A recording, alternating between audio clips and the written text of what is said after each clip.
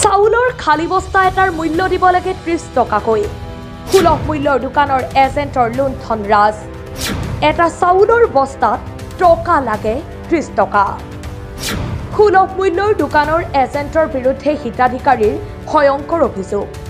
চাউলৰ বস্তাক লৈ সুলভ মূল্যৰ দোকানৰ এজেণ্টৰ ভয়ংকৰ দুৰ্নীতি। হিতাধিকাৰীয়ে যদি চাউলৰ লগত বস্তা নিব বিচাৰে তেনেহ'লে দোকানৰ এজেণ্টক দিব লাগে টকা। যদি এটা বস্তা লয় তেন্তে ৩০ টকা আৰু যদি দুটা বস্তা লয় তেনেহ'লে ৫০ টকা। এনেকৈ পইচা লয় বুলি অভিযোগ হিতাধিকাৰীৰ। এতিয়া প্ৰশ্ন হ'ল সুলভ মূল্যৰ দোকানৰ এজেণ্টক কোনে দিছে লুণ্ঠন ৰাজ চলোৱাৰ অধিকাৰ? শোণিতপুৰ জিলাৰ ঢেকিয়াজুলি থানাৰ ডুমডুমা সমবায়ৰ অন্তৰ্গত ১ নং নুৰপুৰজুত গাঁৱত এই ঘটনা। সুলভ মূল্যৰ দোকানৰ এজেণ্টৰ নাম ছবিকুল ইছলাম। Registration number 1306001007118।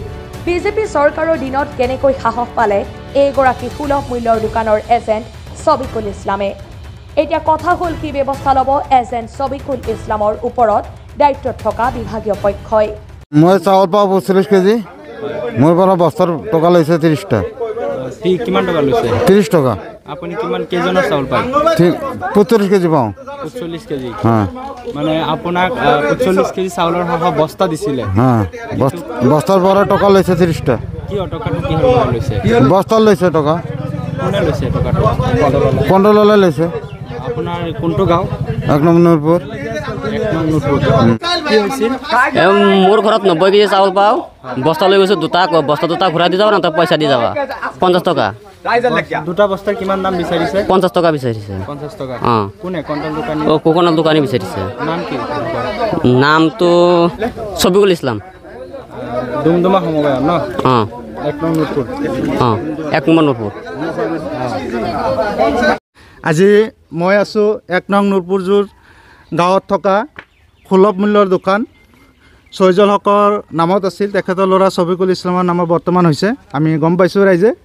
আৰু বৰ্তমান চৰকাৰে যিটো ৩ কোঠাৰ চাউল একেলগে দিম বুলি কৈছিলে, প্ৰত্যেকজন ব্যক্তিয়ে ১৫ কেজিকৈ পাব বুলি কৈছিলে, সেইমতে চাউল বিতৰণ হৈ আছে। কিন্তু ইয়াত এটা কথা হ'ল, চাউলখিনি বিতৰণ কৰি আছে যদি তেওঁলোকে বস্তাখিনি গোটেইখিনি খুলি হাজিৰা লৈ গোটেইখিনি চাউল মাটিত ঢালিছে, পকাত ঢালিছে। ঢালাৰ পিছত ৰাইজক কিন্তু বস্তাখিনি দিয়া নাই। ৰাইজে ঘৰৰ পৰা বস্তা আনিলেহে চাউলখিনি দিয়ে, নহ'লে নিদিয়ে চাউল। প্ৰতিখন ৰাইজেই, মই আহি চাইছোঁ প্ৰতিখন ৰাইজে বস্তা আনিছে আৰু নিজৰ বস্তা চাউল লৈ যাব লাগে। আৰু তেওঁলোকে সেই বস্তাখিনি আজিৰ পৰা নহয়, পূৰ্বৰ পৰাই প্ৰতিটো বস্তা ৩০ টকা ২৫ টকাকৈ বিক্ৰী কৰে। বিক্ৰী কৰি তেওঁলোকে তাৰ পৰা মুনাফা আদায় কৰে আৰু ৰাইজক লুণ্ঠন কৰি আছে এইখন সুলভ মূল্যৰ দোকানীয়ে। আৰু ৰাইজে যদিও আমি প্ৰতিবাদ কৰিব আহোঁ, আৰু এই কুণ্টল দোকানৰ যিজন ঘৈণীয়েকজনে আমাৰ ডাঙৰ দাদা এজনক কৈছে যে বস্তা দিয়াৰ ছিষ্টেম নাই। বস্তা দিয়ে যদি ছিষ্টেম নাই, চৰকাৰে চাউলটো বন্ধ কৰি দিলেই হ'ল। চৰকাৰে চাউল যদি দিছে, চাউল লোৱাৰ ব্যৱস্থা কৰিব লাগে। বেগ দিব নে বস্তা দিব, এইটো চৰকাৰে কৰিব লাগে, নহ'লে আমি ৰাইজে চাউল নলওঁ। যদি বস্তা নিদিয়ে, যদি চাউল লোৱাৰ কোনো ব্যৱস্থা ছিষ্টেম চৰকাৰে কৰি নিদিয়ে, তেতিয়াহ'লে আমি চাউল নলওঁ। চৰকাৰে ৰাইজক ঘৰে ঘৰে গৈ চাউল দি আহিব লাগিব। আৰু এটা কথা, যিহেতু বস্তাত কাৰোবাৰ এজনকৈ এনেধৰণৰ নাহে, বস্তা ছিষ্টেম আহে, ৫-১০ কেজি ব্যক্তিসকলৰ বস্তা লোৱাটোতো সম্ভৱ নহয়। আমি এইটোও কৈছোঁ সুলভ মূল্যৰ দোকানীক যে যিখিনি ৫-১০ কেজি ১৫-২০ কেজি চাউল লয় সেইখিনিক বস্তা দিব নালাগে।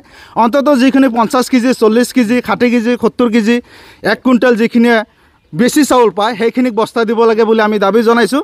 কিন্তু আমি চাইছোঁ ইয়াত ৭৫ কেজি, যোৱাকালি চাইছোঁ ১ কুইণ্টেল ৫ কেজি লৈছে, কিন্তু বস্তা ৰাইজে ঘৰৰ পৰা আহি লৈ গৈছে।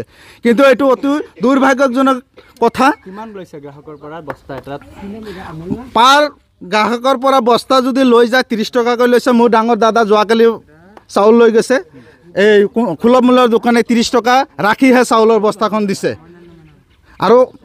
আৰু ইয়াত আজিৰ পৰা নহয়, বহুত দিনৰ পৰাই বস্তা বিক্ৰী হৈ আছে। আমাৰ ৰাইজৰ দাবী, যদি চৰকাৰে চাউল দিছে, ৩ কোঠাৰ চাউল একেলগে দিছে, যদি চৰকাৰে চাউল লোৱাৰ ব্যৱস্থা কোনো ছিষ্টেম কৰা নাই, বস্তা বা বেগৰ ছিষ্টেম কৰা নাই, আমি ৰাইজে চাউল নলওঁ। চাউল সুলভ মূল্যৰ দোকানীতে থাকিব আৰু চৰকাৰে এইটো ইমিডিয়েট ব্যৱস্থা ল'ব লাগে, নহ'লে আমি ৰাইজে এই সুলভ মূল্যৰ দোকান বৰ্জন কৰিম আৰু চাউল লোৱাৰ পৰাও আমি অব্যাহত ৰাখিম। এইটো আমাৰ দাবী চৰকাৰৰ ওচৰত। আপোনালোকৰ কোনটো সমবায়ৰ অন্তৰ্গত? আমি ডুমডুমা সমবায় সমিতিৰ অন্তৰ্গত। গতিকে এইটো আজিৰ পৰা নাই, বহুত দিনৰ পৰা লুণ্ঠন হৈ আছে। মই ইমান দিন অহা নাছিলোঁ। আজি মোৰ দাদা এজন আহিছে, ৰাতিপুৱা তাৰ সুলভ মূল্যৰ দোকানীৰ ঘনীয়াকৈ কৈছে যে বস্তা দিয়াৰ ছিষ্টেম নাই। যদি বস্তা দিয়াৰ ছিষ্টেম নাই, চাউলখিনি কেনেকৈ আনে সমবায়ৰ পৰা? আৰু চৰকাৰে কৈ দিয়ক যে ৰাইজক আমি বস্তা দিব নোৱাৰোঁ, তেতিয়াহ'লে আমাক বস্তা নালাগে। News desk report, Suhana live.